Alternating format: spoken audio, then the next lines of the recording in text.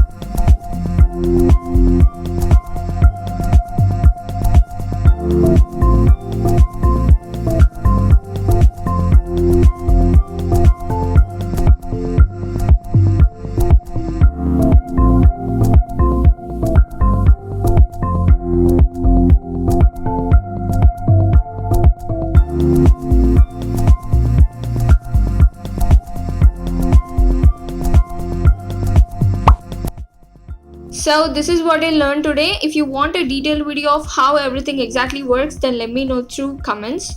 If you like the video, hit that cute little like button because that motivates me to make more interesting technical stuff for you. If you have any doubts, drop them in the comment section. Don't forget to subscribe to my channel and hit that bell icon so that you'll never miss an update from my 100 days of coding challenge journey and even other coding stuff. Thank you.